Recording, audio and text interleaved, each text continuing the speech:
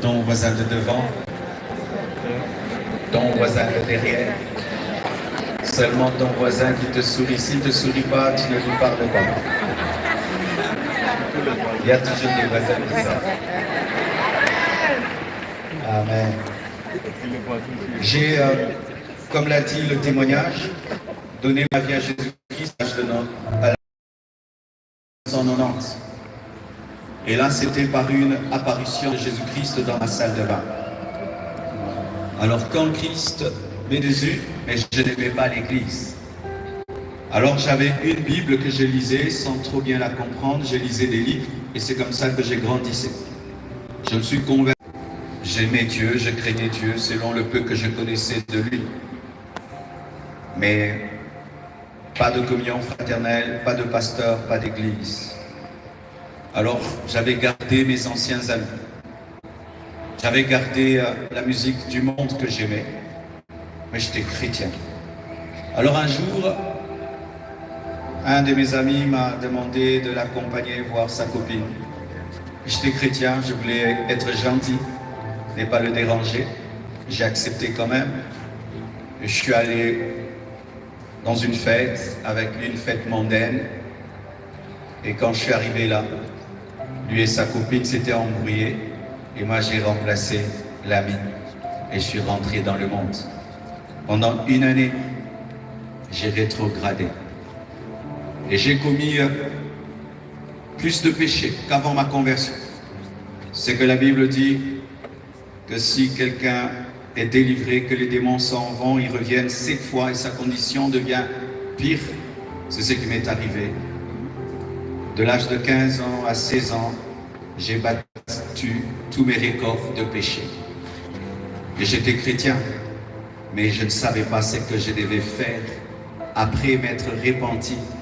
Je ne savais pas ce que je devais faire après avoir cru. C'est le cas de plusieurs ici.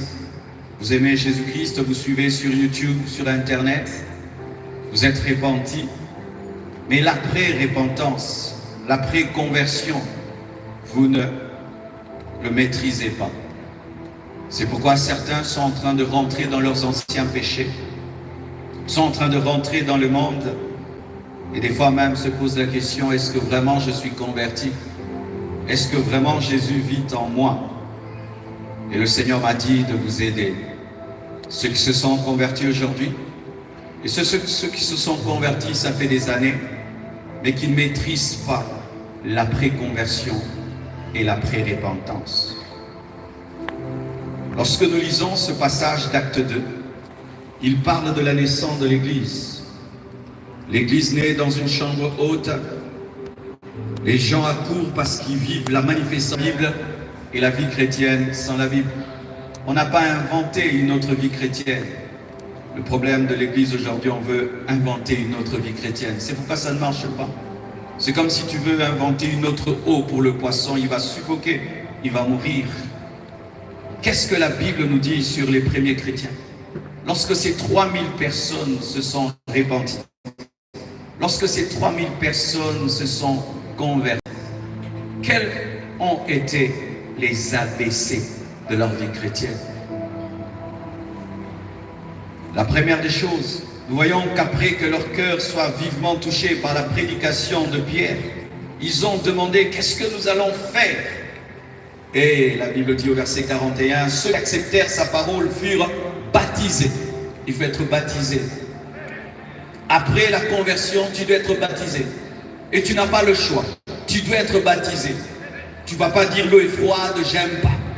Tu ne vas pas dire oh, moi j'ai déjà été baptisé quand j'étais bébé. Les baptêmes des bébés ne comptent pas. Parce qu'on ne baptise pas un bébé. On lave un bébé. Les bébés se lavent, les bébés ne se baptisent pas. Parce que le baptême, c'est un engagement d'une bonne conscience envers Dieu. Et un bébé ne peut pas s'engager. De la même manière que tu ne peux pas engager un bébé pour qu'il